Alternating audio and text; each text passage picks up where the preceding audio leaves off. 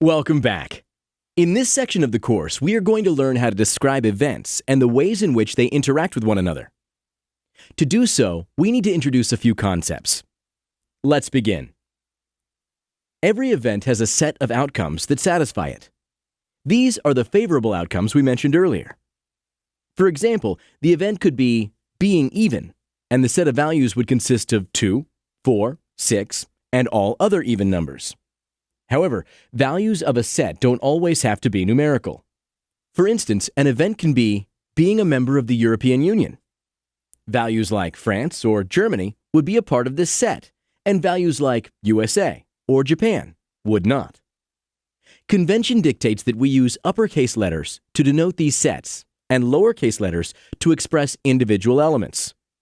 In the numerical example from earlier, uppercase X will express all even numbers, and lowercase x would be a single value of that set, like 8.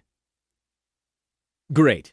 You should know that any set can be either empty or have values in it.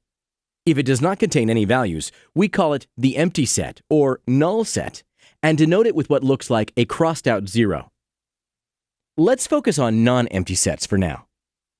Non-empty sets can be finite or infinite, depending on the number of elements they have. When working with them, we often want to express if an element is part of a set. The symbol we use to denote that is the E symbol.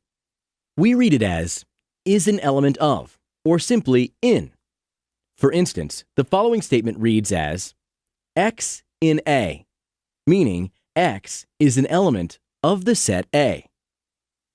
If we want to state that the set A has an element X, we just change the order and flip the symbol 180 degrees.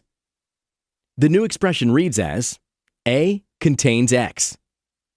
Having two ways to express the same thing may seem redundant, but it may prove useful for you in the future. Right, but what if we want to show that an element is not contained in a set?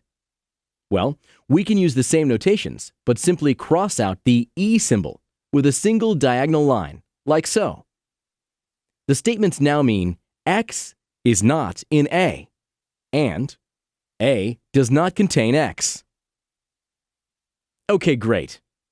In other situations, we would need to make generalized statements about multiple elements within a set. To do so, we introduce the symbol representing a capital A turned upside down, which we read as for all or for any. For instance, if we want to make a statement regarding the entirety of a given set, we simply write for all X in A. Another important symbol is the colon. We often encounter a colon after using the for all sign. The colon reads as such that. It is incredibly useful when we want to make statements about a specific group of elements within a set. For example, if we want to state something that only concerns the even numbers in a set, we can write for all X in A such that X is even. Great job so far, everybody. The final fundamental term we must introduce is subset.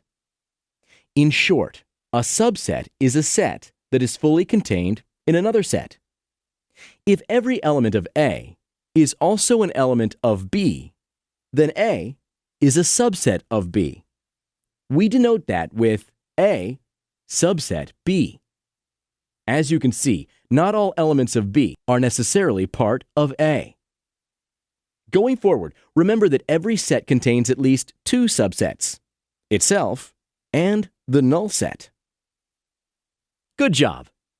Now that we have introduced some of the basic notation, we are ready to explore how different events interact. In the next video, we are going to show you how to visualize the relationships between two or more events. See you there, and thanks for watching.